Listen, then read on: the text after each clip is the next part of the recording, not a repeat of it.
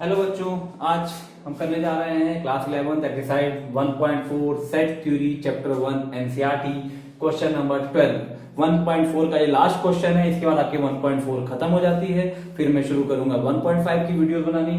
ठीक है, आप लोग बच्चों एक बार मैं फिर कहूंगा, आप लोग मेरे इस चैनल मैथ्स गुरु को सब्सक्राइब करें। और क्योंकि मैं लाइव आकर पढ़ाना चाहता हूं, तो उसके लिए 1000 सब्सक्राइबर चाहिए लाइव आने के लिए। तो आप लोग प्लीज मेरे चैनल को सब्सक्राइब करें और ज्यादा से ज्यादा अपने फ्रेंड्स को रिकमेंड करें, ताकि मैं आपको लाइव पढ़ा पाऊं आके।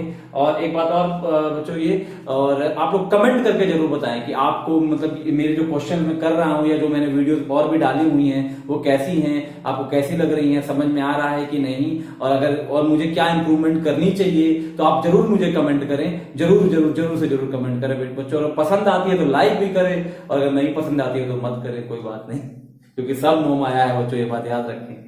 ठीक है, तो अच्छा अब इस पे क्वेश्चन पे आ रहे हैं। क्वेश्चन नंबर 12 पार्ट 1 2 3 ये है 3 4 4 पार्ट है हमारे पास। ये पूछ रहा है कि कौन सी बात ट्रू या फॉल्स है, कौन सी बात ट्रू है कौन सी फॉल्स है।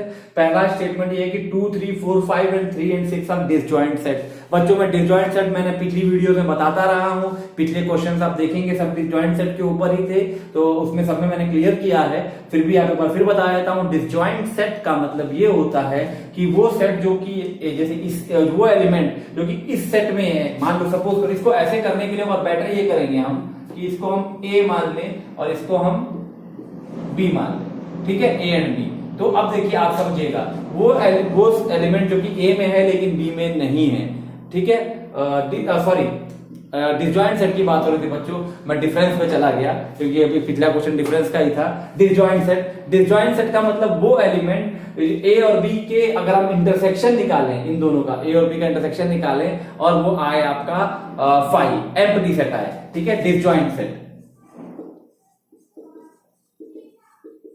डिसजॉइंट सेट होता है A intersection B equal to 5 empty set आए तो उसे बोलते हैं डिसजॉइंट सेट। तो अब हमको ये करना है कि बस इन दोनों में देखना है कि कोई भी एलिमेंट कॉमन है या नहीं है। जिस सेट में कोई भी एलिमेंट कॉमन नहीं होगा, मतलब वो एम्प्टी सेट आएगा, उसको हम बोलेंगे कि वो डिसजॉइंट है, और जहां पे कॉमन एलिमेंट आ जाएंगे वो डिसजॉइंट नहीं होंगे। तो आइए हम चेक करते हैं कि सेट डिसजॉइंट है कि नहीं। ठीक है, देखिए इसमें है 2 3 4 5 इस वाले ए सेट में, और इस सेट में है 3 और 6। 3 दोनों में कॉमन है, मतलब अगर इसका हम इंटरसेक्शन निकालें ए इंटरसेक्शन बी, वो आ रहा है 3, इसलिए ये आपकी स्टेटमेंट क्या है, आपकी फॉल्स। ये दोनों सेट ए और बी क्या है, डिसजॉइंट सेट नहीं है, तो ये स्टेटमेंट आपकी फॉल्स हो गई बच्चों।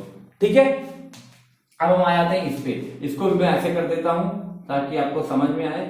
ये ए, इसको मान लिया हमने बी। ठीक है, अब इसका देखते हैं हम, इन दोनों का इंटरसेक्शन निकालें ए और बी का। ए दोनों में कॉमन है, बाकी तो मुझे नहीं लग रहा ए कॉमन है। जब पहले ही कॉमन आ गया, मुझे A intersection B equal to आया ए। ठीक है, ए इंटरसेक्शन बी इसका 5 नहीं है, इसका मतलब ये दोनों सेट भी क्या है, डिसजॉइंट नहीं है, पर यहां पे कह रहा है डिसजॉइंट है, इसलिए ये भी क्या हो जाएगा बच्चों, फॉल्स।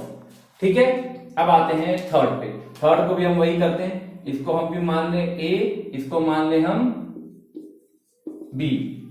इंटरसेक्शन निकाले दोनों का, ए इंटरसेक्शन बी। देखते हैं 2 6 10 14 3 7 11 15 कोई भी कॉमन नहीं है इसमें, और इसमें कोई एलिमेंट कॉमन नहीं है। ये आ रहा है आपका 5, इसलिए ये क्या है, आपका डिसजॉइंट सेट है, इसलिए ये स्टेटमेंट क्या हो गई आपकी, ट्रू। ठीक, अब फिर इस पे आ जाते हैं। इसको भी मैं ए मान लूं, इसको भी मैं बी मान लूं। अब इन दोनों का इंटरसेक्शन निकालूं, यहां पे कर देता हूं मैं ए इंटरसेक्शन बी। 2 6 10 3 7 11 कोई भी एलिमेंट कॉमन नहीं है, हमको दिख रहा है बच्चों, इसलिए ये भी क्या होगा, 5। ठीक, तो यानी कि इसमें भी कोई एलिमेंट कॉमन नहीं है, यानी ये 5 है, तो इसका मतलब ये भी क्या है, डिसजॉइंट सेट है। ठीक, ये तो बच्चों आप लोग मुझे जरूर कमेंट करके बताएं कि ये क्वेश्चन आपको समझ में आया कि नहीं। और ठीक है, थैंक यू बच्चों, सब मोह माया है।